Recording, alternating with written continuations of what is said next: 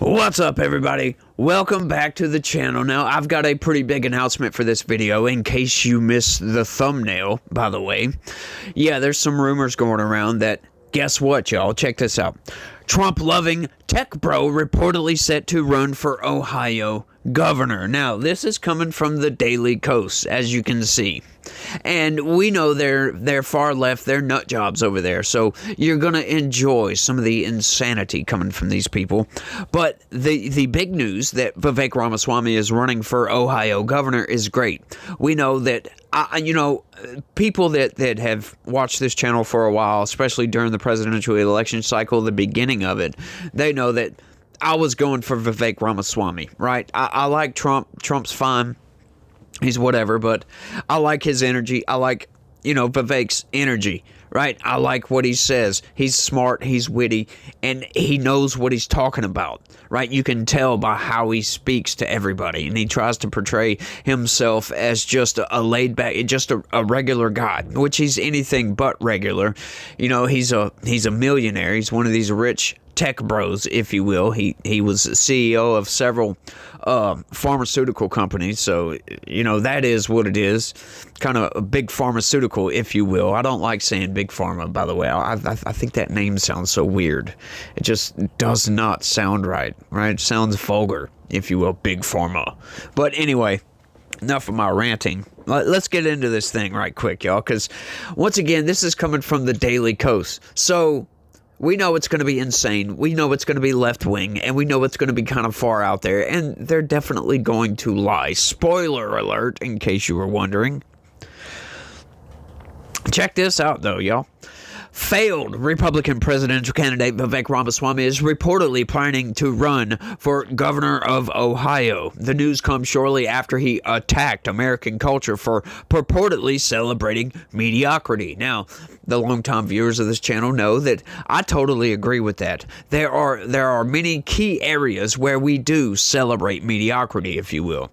For God's sakes, like you play baseball or you participate in something at school, they get participation trophies. They get participation certificates. It's like, why? Like back in the day, if you weren't first or second place, you weren't getting a freaking trophy. These days, everybody gets a trophy. That's celebrating mediocrity, right? We tell our kids, you can do what you want, be anything, blah, blah, blah, blah, blah, right? But some of that is good. But some of that, right, if they just turn out to be a lazy bum and don't do anything, we still support them. We still say, yeah, a lot of people do these things, and this is not good, right? Especially for a very, very competitive world.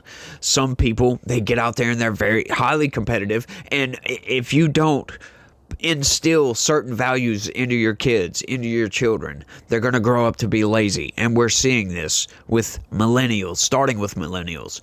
All right, Gen Z is pretty bad about this as well. I've got some hope because Gen Alpha, like I've raised my kid, like I totally went away from those mediocrity. He's excelling in everything. Like he's outdoing me. He's outshining me, if you will. And which is not really hard to do, to be honest with you, because I didn't do very good in school. It's his first year in 9th grade, so he's a high schooler now. And he's doing really good. He plays for the school soccer team. He's in the beta club, which they go and do all kinds of community service, just willy-nilly, just all over the damn place, right? He's in another club. I forget what the hell that is. He's got to go do. He goes to church, blah, blah, blah, blah, blah. You get it. He's really active, and I'm really, really proud of him. Hopefully, he might watch this video so he can see that, because I don't ever tell him that. Hardly ever. Rarely tell him that at all, because for the reason I want him to keep pushing himself. I want him to push the boundaries of what he thinks he can do and break through those limits so he can be the best of the best. You know what I mean? So he has a good footing, because I wasn't taught that, right? I was taught, you can do and be whatever you want. If you don't want to be, if you just want to flip burgers for a living, that's fine. And that didn't turn out too well for me, right? I went down a path that I probably shouldn't have gone down. And it took me a long time to get out of that mind state and get into a state of where what I know, what I put out is what I get it, right? What I put into something is what I get from it. And I want him to know that at an early age. And I've instilled that in him so he knows if he works hard, if he pushes himself, he's going to get results. And that's what we need. And Vivek Ramaswamy is totally right about that. But that was in a different context, of course. But let's keep going. I don't want to get, bogged down on just that. The Washington Post reports that multiple sources close to Ramaswamy say an announcement is soon to come and that the statement is drafted. So, yay for that. Ramaswamy was a candidate for the Republican Party's presidential nomination in 2024, but attracted very little support. Here we go with the personal attacks, if you will. He received only 0.4% of the vote in the primaries and was awarded just 3 delegates of the 1,215 needed to win the nomination. By contrast, Donald Trump received 76% of the vote and over 2,000 delegates on his way to securing the nomination. Now, that is highly unfair towards Vivek Ramaswamy. However, it is true. Like anybody that paid attention to that primary process knows that Vivek dropped out in the Iowa caucuses, for crying out loud. He dropped out really early. So, of course, he's only going to get 0.4%. Duh. He dropped out soon. He saw it was Trump's race to lose. So he dropped out and put his support behind Donald Trump, which I think Vivek Ramaswamy is part of the reason why Donald Trump won. Vivek was out there campaigning for Trump all over the damn place. But they just want to lie and manipulate like, oh, well, he has no chance of becoming governor. He can't even get any support for president, right? It's like, come on, this is a ridiculous argument here, right? When you have everything, all the context around what he's saying, it makes him sound like, yeah, he's very partisan and he's manipulating you. And I can't stand that. Despite a reported behind-the-scenes push from Trump, Ramaswamy was passed over by Ohio Governor Mike DeWine, who announced that Lieutenant Governor John Husted would be appointed to the Senate vacancy created by now former Senator J.D. Vance, who was elected vice president. I don't buy that. I think that's an outright lie because I follow Vivek Ramaswamy on X, and I haven't seen anything about anywhere him saying he wanted to be the senator to take J.D. Vance's place. I haven't seen a damn thing about that. So I think this is all just made up, to be honest with you. Plus, I follow Vivek Ramaswamy. He's not a second fiddle type of guy, right? Like he was asked repeatedly if he would consider being Trump's vice president. As a matter of fact, he was like, no, I wouldn't. Absolutely. And a lot of people thought he was going to be. A lot of people wanted him to be. There was a big push on social media before Trump picked J.D. Vance to pick Vivek Ramaswamy. And honestly, I would love to see that. But Vivek Ramaswamy, he said it several times. He doesn't play second fiddle to anybody. He even put out there that, hey, I might ask Trump to be my vice president, right? Like, which is ridiculous.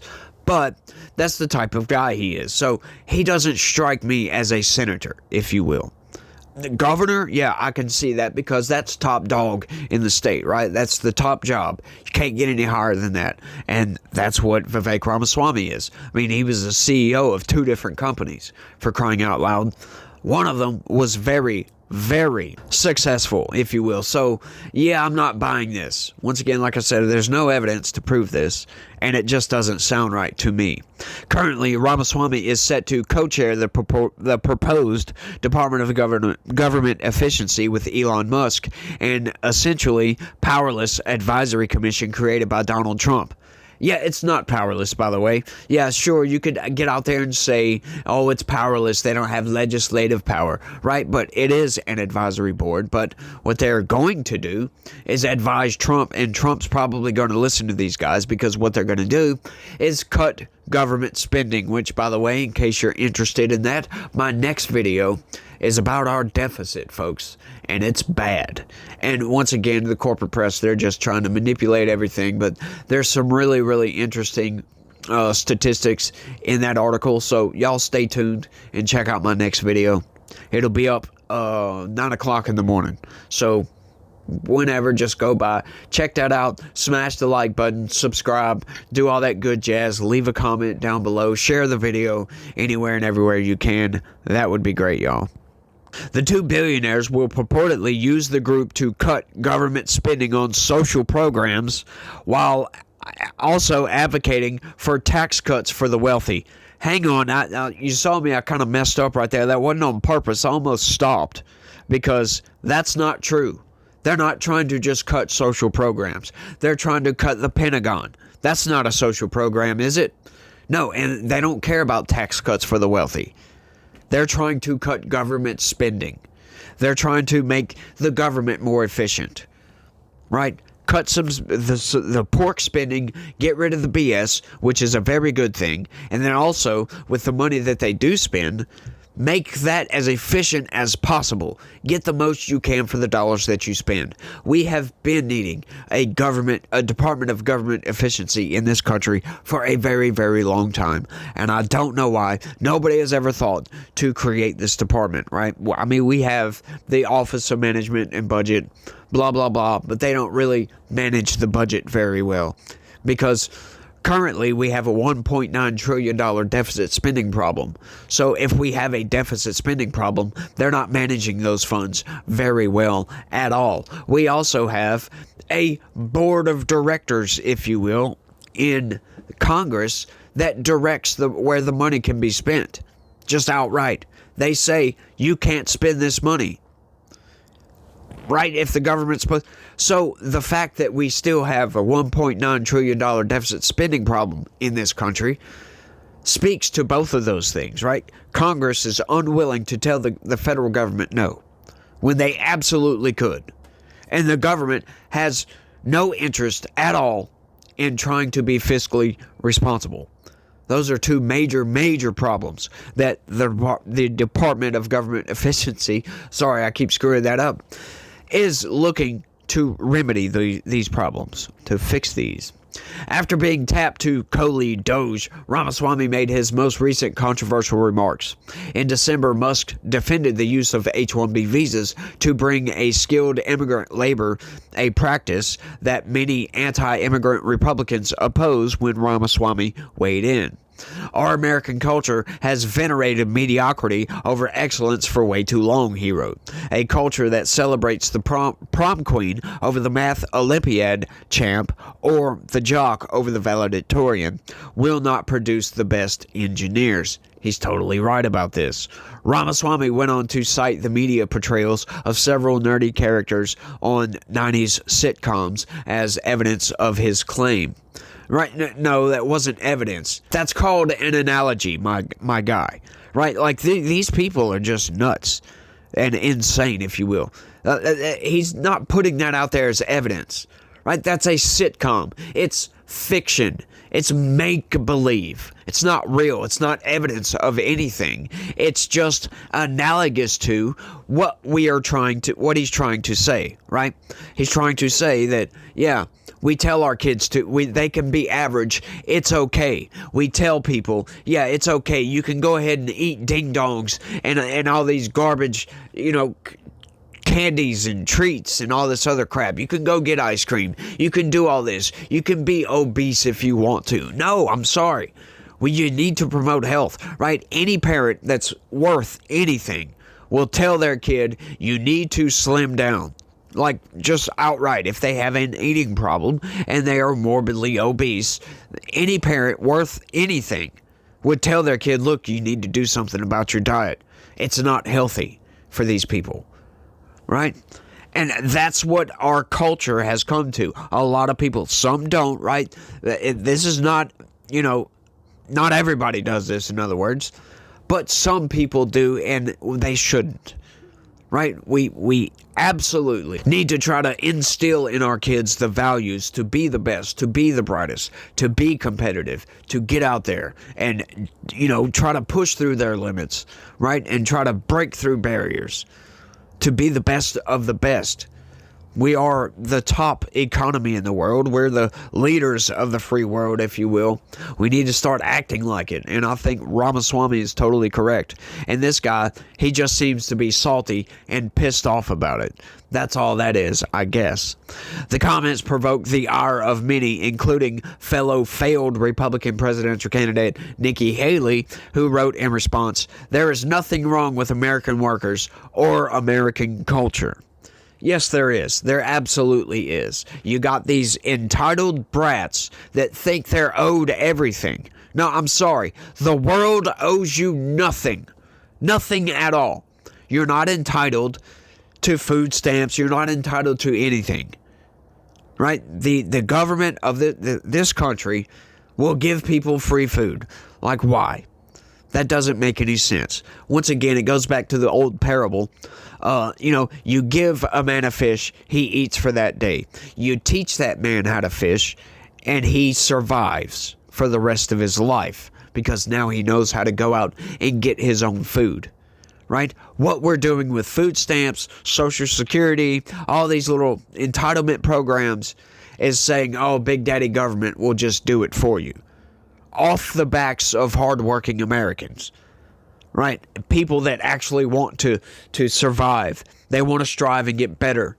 And be independent. Be on their own and not have to worry about a government handout. Those people can pay for your ding-dongs and Twinkies. And your McDonald's and all this other garbage. That's crap. Right? And we need to stop teaching people that.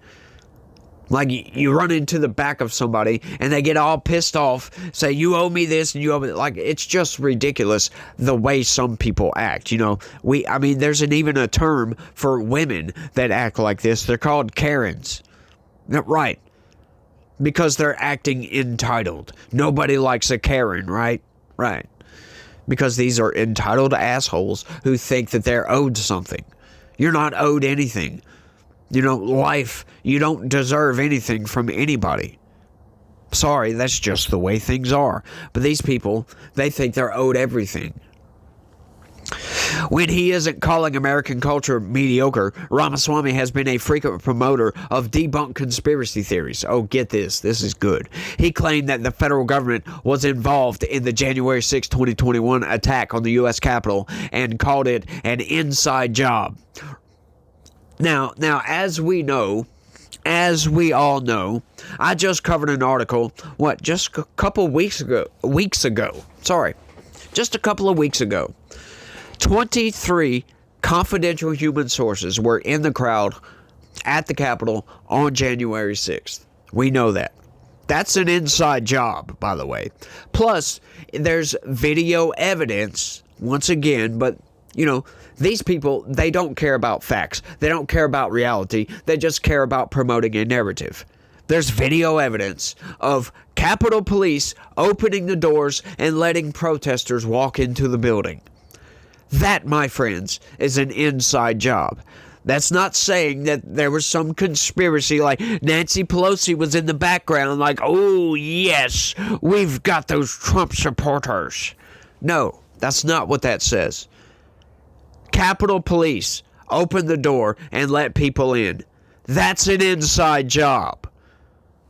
These people are just nuts, though. They just want to lie and manipulate everything, and it pisses me off. Ramaswamy also alleged that the 2020 election was stolen by big tech and theorized that the 2024 Super Bowl was rigged to help President Joe Biden win that year's presidential election. Yeah, I don't know about that last one. But yes, as a matter of fact, as the longtime viewers of this channel know, as a matter of fact, at the end of this video, look right here, there's a link. The 2020 election was stolen legitimately. But you can legitimately steal things in this country. And in the world, right? There are legitimate ways to steal things. But, once again, click that link, go watch that video, it's highly enlightening. On policy matters, Ramaswamy previously expressed support for former President George W. Bush's failed plan to privatize Social Security. Yes, that's a good idea, as a matter of fact. Right? If you privatize it, they can make a whole hell of a lot more money, by the way, because government screws everything up. Even if Ramaswamy officially announces his gubernatorial run and receives the backing of mega-aligned voters, it is not a sure thing that he will secure the nomination, let alone win. In 2022, Trump-backing candidate Jim Renacci ran against DeWine but failed to unseat the incumbent governor who was then reelected. So what? Did you think that matters? No, it doesn't matter. Ramaswamy is a smart, sharp guy. I think he could get the job done. Additionally, Ohio Attorney General Dave Yost, an election denier, like there's a lot of these out there, y'all. They're also on the left, is also running. Ohio has been a reliable state for Republicans, but it is unclear if they will back a gubernatorial candidate with such a negative take on the American work ethic. Right? Like, if you're just going to get out there and just issue these claims against Vivek Rammaswamy, you need to back these up. Right? This guy's just outright lying about Vivek Rammaswamy to try to make him lose, right? They don't want to see Republicans because, remember this, Republicans are evil. Trump is Orange Man, and remember, Orange Man is bad. Conservatives are evil, the same people that go to church on Sundays, that will bring you food when you're hungry, that will give you extra clothes that they have, the shirt off their back. Those people are evil. The people that don't want smut and pornography in your children's school library, yeah, those are the evil people. The people that want to put pedophiles in jail, yeah, those are evil people. The people that want the 10 Commandments in your schoolhouse, yeah, those are evil people. The 10 Commandments, right? That's just a baseline moral guideline, if you will. The 10 Commandments: thou shalt not steal, thou shalt not kill, thou shalt not covet thy neighbor, type of stuff here. Thou shalt not bear false witness, type of thing. Right? Like, but these people don't seem, oh, conservative Christians are evil. No, they're just lying and stupid. They are the ones evil. Every accusation is a confession with these people. Right? So all the crap talking about Vivek Ramaswamy here just, speaks to their own morality. Right? Because they don't have any, if you will. Oh, they talk about free speech. Oh, we're standing up for this minority over here. But all they're doing is virtue signaling so their peers can see them. Oh, look, whoever it is over here, John, he's standing up for the little guy. He's a good man. But is he, though? What is his motivations for doing this? It's all vanity, folks. It's all vanity with these people. But I think I've rambled on for long enough on this one. I want y'all to let me know what y'all think about Vivek Ramaswamy running for governor of Ohio, and do you think he'll get it? Let me know what you think. That's all I got for this one. I want to thank everybody for watching, and y'all try to have a good day. Stay legitical. Peace.